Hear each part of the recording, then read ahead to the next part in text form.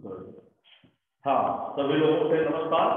आज आपको पढ़ना है पाठ 4 मानचित्र। पाठ 4 मानचित्र पढ़ना है। तो आप आवाज आ रही है? आवाज आ रही है?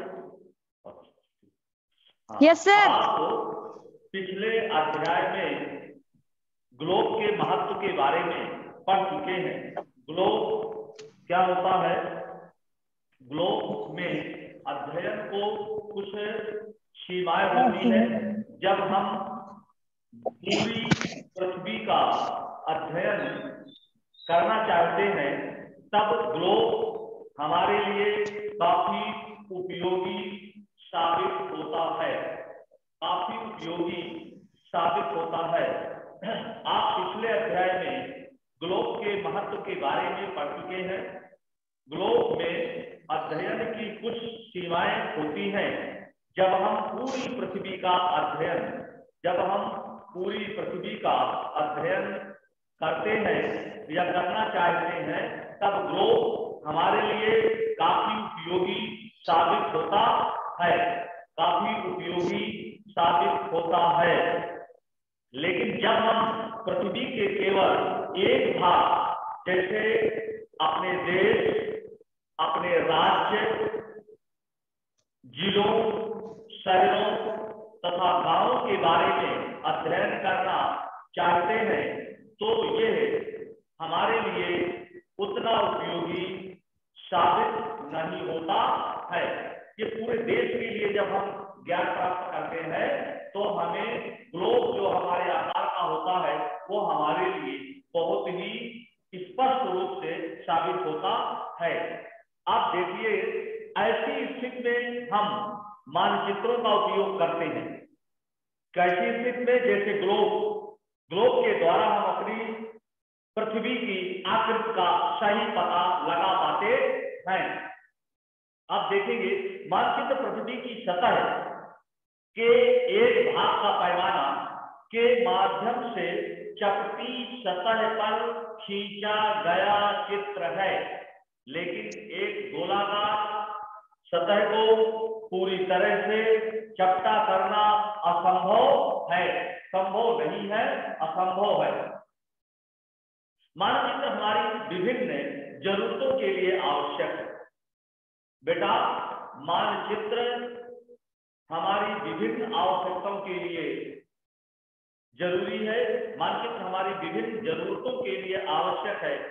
कुछ मानचित्र एक छोटे क्षेत्र को एवं कुछ तथ्यों को दर्शाता है। हमारे मानचित्र में एक बड़ी किताब की तरह तथ्य हो सकते हैं। जब बहुत से मानचित्रों को एक साथ रख दिया जाता है तब एक एटलस बन जाता है। एटलस विभिन्न प्रकारों तथा अलग अलग पैमानों से खींची गई मापों पर आधारित होता है। मानचित्र से एक ग्लोब की अपेक्षा हमें ज्यादा जानकारी प्राप्त होती है। मानचित्र विभिन्न प्रकार के होते हैं। मानचित्र कितने प्रकार के होते हैं बच्चों? मानचित्र विभिन्न प्रकार के होते हैं। मानचित्र के कई प्रकार होते हैं।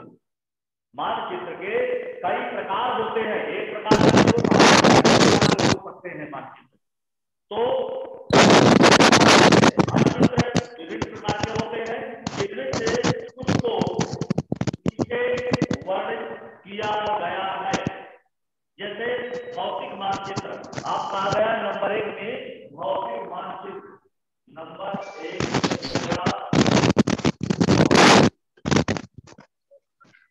भौतिक मानचित्र।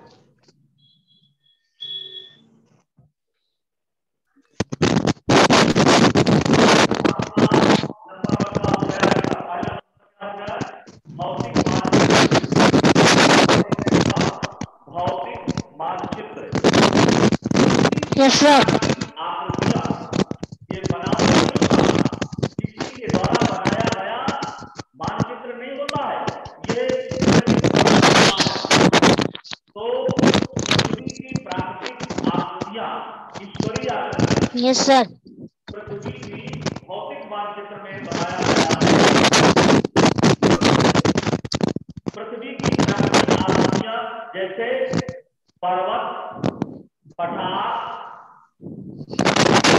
मैदानों, नदियां, ये आपके नदियों, कौन है बेटा? प्राकृतिक है। ये आपके प्राकृतिक प्राकृतिक। है। जैसे आपका हो गया पर्वत, सर महासागरों, पठार, पर्वत आपका हो महासागरों, गया, पठार हो गया, मैदान, महासागर इत्यादि। मैदान, नदियां,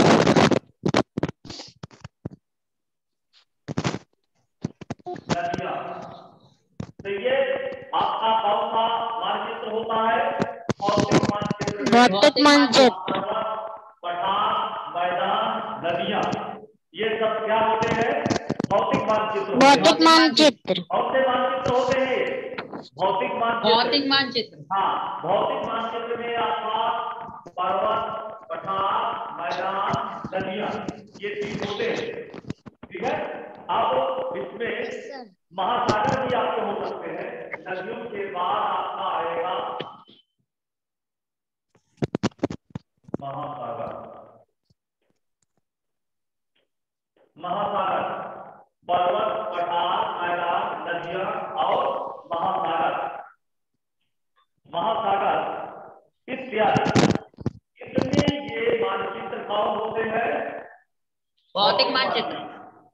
आपके पठार, मैदान, नदियां और महासागर, ये कौन से मानचित्र में आते हैं बच्चों?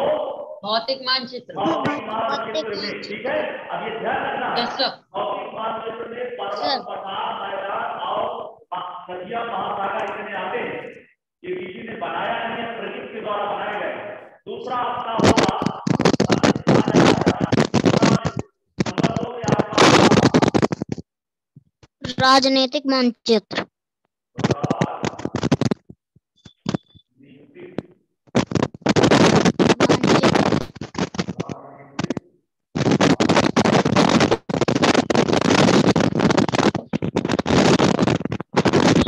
सर राजनीतिक मानचित्र। दूसरा आपका राजनीतिक मानचित्र हो गया। पहला हो गया भौतिक मानचित्र और दूसरा हो गया राजनीतिक मानचित्र। ये मानचित्रों की परिभाषा बता दें। राज्य, नगर, शहर, तो इसमें होगा आपका राज्यों, नगरों, शहरों,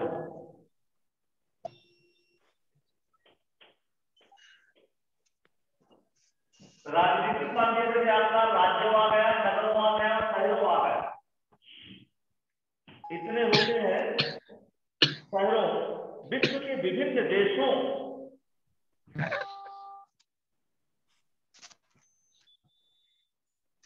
विश्व के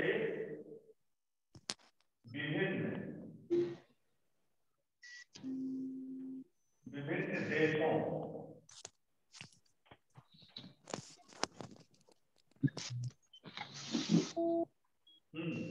राज्यों, नगरों, शहरों, विश्व के विभिन्न देशों से, विश्व के विभिन्न देशों व राज्यों की सीमाओं को दर्शाने वाले मानचित्र होते हैं।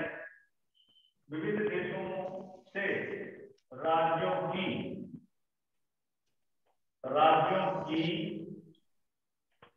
सीमाओं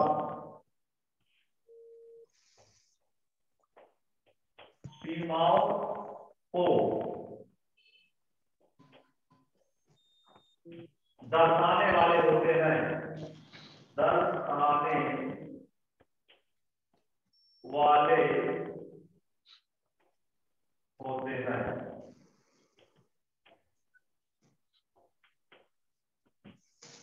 हाँ, ये आपके दो तरह के मानचित्र हो गए। पहला हो गया भौतिक मानचित्र, दूसरा हो गया राजनीतिक मानचित्र। राजनीतिक में राज्यों, नगरों, शहरों, विश्व के विभिन्न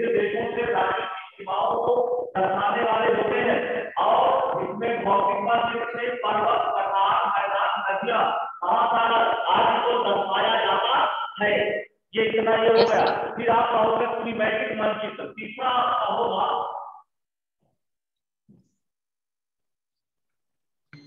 तीसरे नंबर का है थीमेटिक।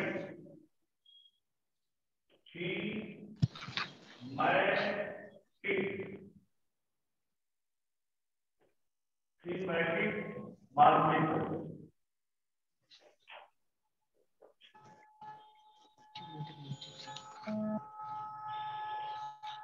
थीमेटिक मानचित्र ये आपका तीसरे Yes, sir. नंबर का मानचित्र हो गया। Yes, thematic sir. मानचित्र। मानचित्र आपके 3 प्रकार के हो गए। Yes, sir. मानचित्र कितने प्रकार के होते हैं? ये 3 प्रकार। 3 प्रकार के होते हैं। 3 प्रकार के हो गए। ये 3 प्रकार के। पहला हो गया भौतिक मानचित्र, दूसरा हो गया राजनीतिक मानचित्र और तीसरा हो गया Yes, sir. थीमेटिक मानचित्र। ठीक है, 3 Okay, sir. प्रकार के होते हैं। तो Yes, थीमेटिक sir. में आप क्या करेंगे? थीमेटिक में आपको जानकारी होती है, कुछ मानचित्र विशेष जानकारियां प्रदान करते हैं।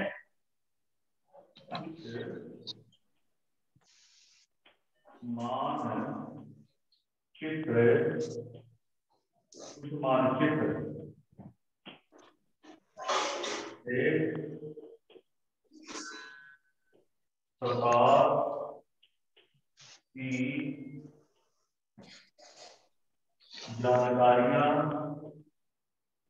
जानकारियां प्रदान करते हैं।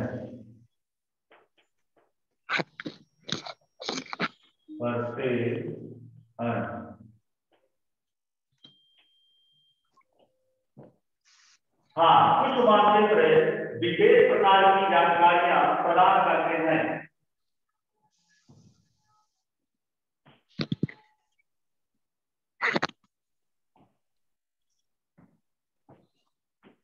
अब होता है मानचित्र के 3 घटक। मानचित्र के 3 घटक।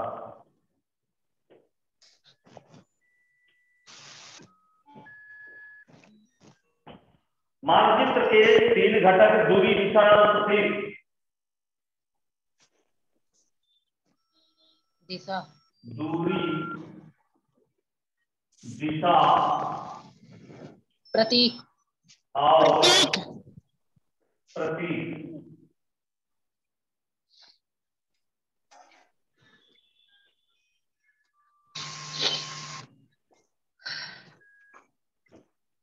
मानचित्र के 3 घटक होते हैं दूरी, दिशा और प्रतीक। 3 घटक होते हैं मानचित्र के। अब इन दूरियों के अलग अलग भेद होते हैं बेटा। थीमेटिक, आपको यदि आपसे कोई पूछे कि मानचित्र कितने प्रकार के होते हैं, तो मानचित्र आपके कितने प्रकार के हो गए? 3 प्रकार के। इस प्रकार के मानचित्र होते हैं। पहला हो गया भौतिक मानचित्र, दूसरा हो गया राजनीतिक मानचित्र और तीसरा हो गया थीमेटिक मानचित्र। ये थीमेटिक मानचित्र। अब देखें, अब इनका विशेष प्रावधान क्या है? दूरी के बारे में देखें। दूरी के बारे में, दूरी क्या चीज है? मानचित्र एक आरेखण होता है। आरेखण होता है। मानचित्र क्या होता है बच्चों? एक आरेखण होता है। मानचित्र क्या होता है? मानचित्र क्या होता है?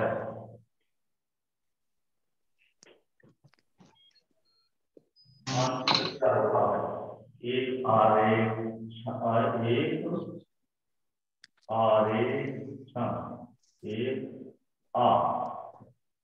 मानचित्र क्या होता है?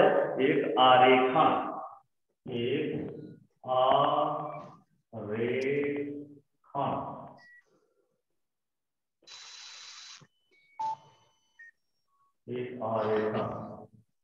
मानचित्र क्या होता है? एक आरेखण। Yes sir. मानचित्र क्या होता है? एक आरेखण होता है। आरेखण जो कि पूरे विश्व या उसके एक भाग को छोटा कर कागज के एक पन्ने में दर्शाता है। हाँ, तो मानचित्र क्या होता है? एक आरेखन का मतलब होता है बहुत बड़ा मानचित्र को छोटे में दिखा देना। यहाँ इसका मतलब है ये आरेखन, इसको आरेखन कहते हैं कि बहुत बड़ी चीज को थोड़ी सी में दिखाना, ये आरेखन कहलाता है। फिर दूसरा है, या कह सकते हैं कि मानचित्र छोटे पैमाने पर खींचे जाते हैं, लेकिन इसे इतनी सावधानी से छोटा किया जाता है ताकि स्थानों के बीच की दूरी वास्तविक रहे। ये तभी संभव हो सकता है जब कागज पर एक छोटी दूरी स्थल की बड़ी दूरी को व्यक्त करती है। इसलिए इस उद्देश्य के लिए एक पैमाना चुना जाता है। पैमाना स्थल पर वास्तविक दूरी तथा मानचित्र पर आपके विद्यालय या आपके घर के बीच की दूरी 10 किलोमीटर है, जिसे कि मानचित्र का एक स्थल 5 किलोमीटर को दर्शाता है। तो मानचित्र पैमाने के द्वारा चलता है। मानचित्र का पैमाना क्या है?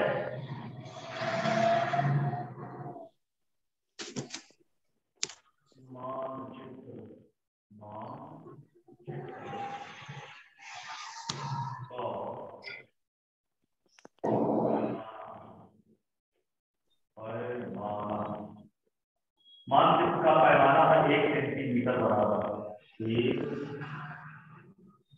सेंटीमीटर बराबर 1 सेंटीमीटर बराबर क्या आपका होगा? 1 सेंटीमीटर 1 सेंटीमीटर स्थल के 5 किलोमीटर को दर्शाता है। 1 सेंटीमीटर बराबर 5 स्थल का 5 किलोमीटर स्थल 5 किलोमीटर।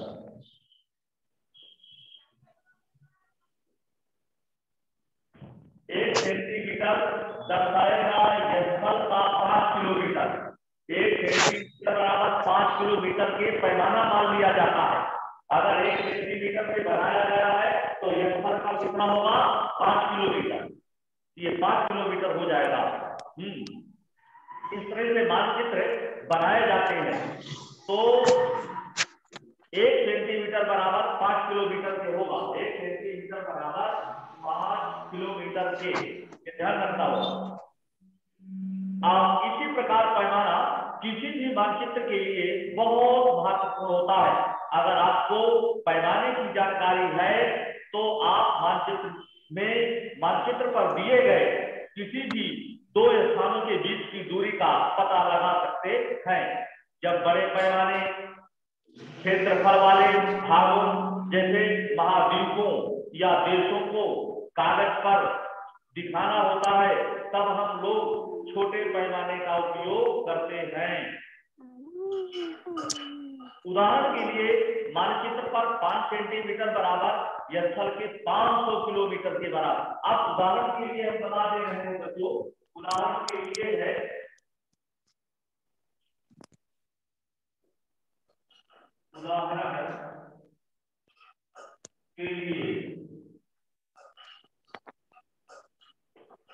उदाहरण के लिए रीता पांडे, आवाज आ रही है ना? उदाहरण के लिए 1 सेंटीमीटर बराबर होता है आपका 5 किलोमीटर के बराबर। उदाहरण के लिए 1 सेंटीमीटर 1 सेंटीमीटर 500 किलोमीटर के 500 किलोमीटर के मान लेते हैं। 1 सेंटीमीटर बराबर आपका हो जाएगा 500 किलोमीटर के 500 किलोमीटर के। जब 1 सेंटीमीटर बराबर स्थल का 5 किलोमीटर है,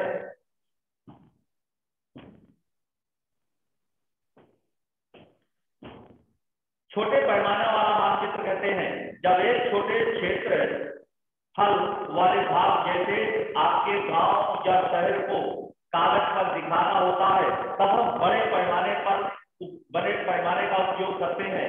जैसे स्थल पर 500 मीटर की दूरी को मानचित्र पर 5 सेंटीमीटर से दर्शाया जाता है।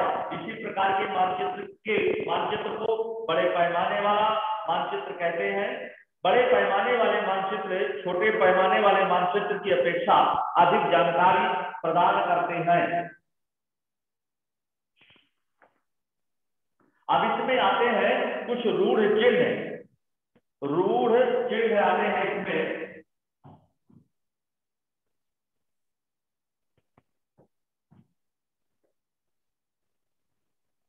रूढ़ चिन्ह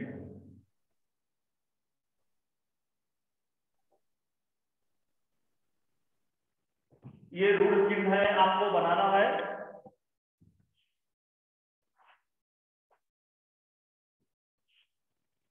रेलवे लाइन नंबर 1 में आपका होगा रेलवे लाइन।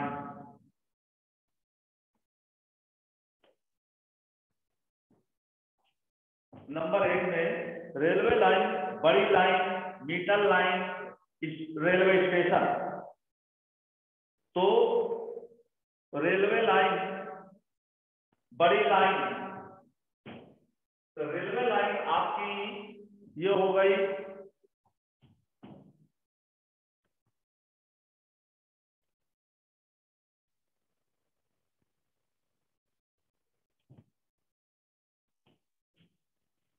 Railway line.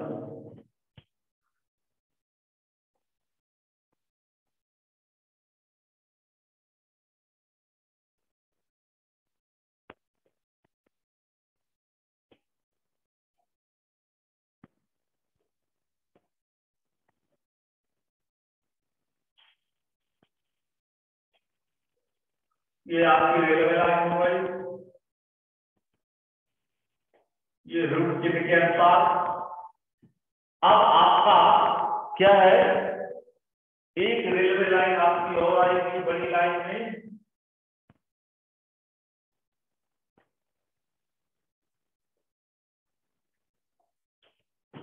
ये आपका हो गया। अब एक स्टेशन आपका हो जाएगा स्टेशन।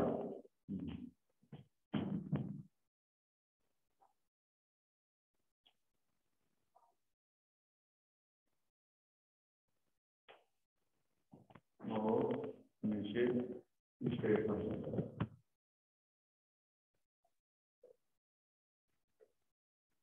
ये आपका हो गया और एक जो है और हो जाएगा।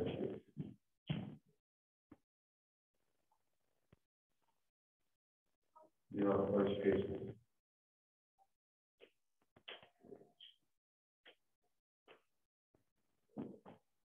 स्टेशन हो गया आपका और रेलवे स्टेशन, रेलवे स्टेशन। अब इसके बाद आपको ये बनाना है प्रतीक चिन्ह। प्रतीक चिन्ह में आपका सड़कें पक्की कच्ची दोनों हैं, तो पक्की सड़क नंबर 2 में पक्की सड़क। पक्की सड़क में आपका आएगा, पक्की सड़क में आपका होगा दोनों बराबर हो जाएंगे।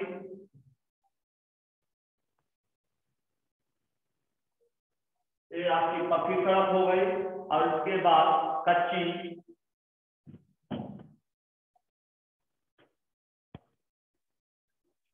सड़क में आप देखेंगे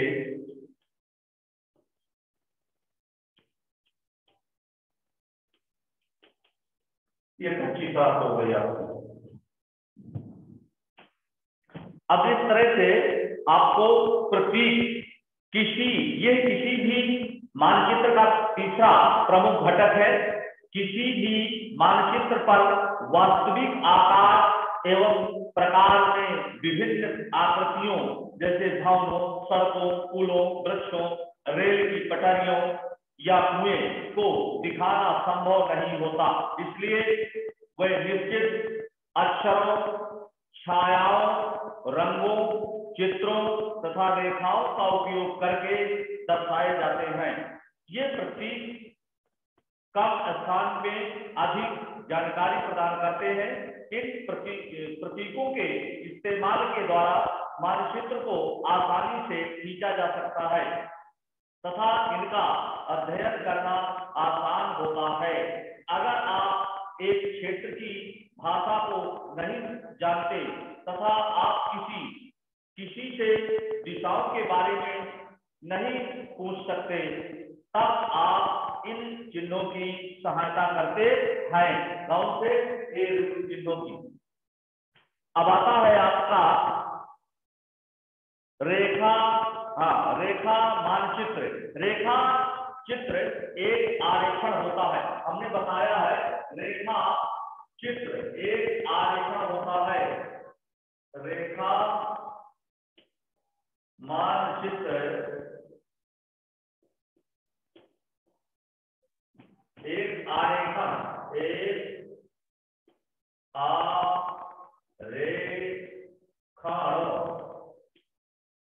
एक आरेखण। रेखा मानचित्र क्या होता है? एक आरेखण होता है।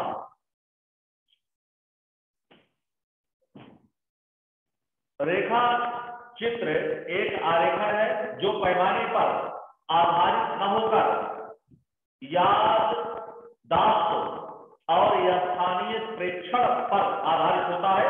कभी कभी किसी क्षेत्र के एक कच्चे आरेखण की आवश्यकता वहां के एक स्थान को दूसरे स्थान के सापेक्ष दिखाने के लिए होता है।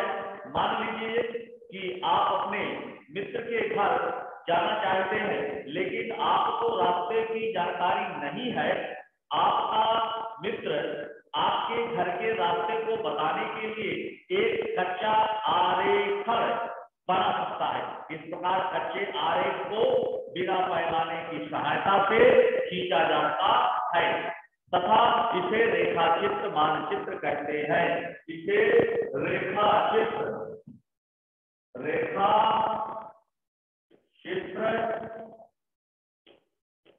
या मानचित्र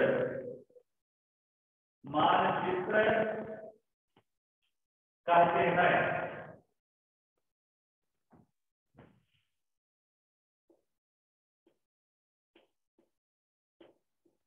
हाँ, रेखा मानचित्र या आरेखण एक रेखा चित्र या मानचित्र कहते हैं। अब आता है खाका। खाका क्या चीज है? खाका, आपका ये खाका क्या चीज है रीता जी? तैयार है? हाँ, यस सर। एक छोटे क्षेत्र का बड़े पैमाने पर खींचा जाना। एक छोटे क्षेत्र का बड़े पैमाने पर खींचा गया रेखा चित्र क्या कहलाता है बच्चों? खाका। खाका कहलाता है। एक बड़े पैमाने वाले मानचित्र से हमें बहुत सी जानकारियां प्राप्त होती हैं, लेकिन कुछ ऐसी चीजें होती हैं जिन्हें हम कभी कभी जानना चाहते हैं। जैसे किसी कमरे की लंबाई एवं चौड़ाई जिसे मानचित्र में नहीं दिखाया जा सकता, उस समय हम लोग बड़े पैमाने वाला एक रेखा चित्र खींच सकते हैं जिसे हम खाका कहते हैं। किसी कमरे की लंबाई चौड़ाई किसी को मालूम नहीं रहती है। अगर उसको हम पेन से या पेंसिल से बना करके खींच करके अपने साथी को भेज सकते हैं, तो ऐसी स्थिति को हम क्या बोलते हैं बेटा? खाका। ठीक है? हाँ, इस तरह से ये पाठ आपका पूरा हो रहा है। इसमें विकल्प आपको तैयार कर लेना है। सही विकल्प जरूर तैयार कर लीजिएगा और इसके लिए आवश्यकता है आपको। तो समय पूरा हो रहा है। सभी लोगों से तो नमस्कार, धन्यवाद। नमस्ते सर। नमस्ते सर।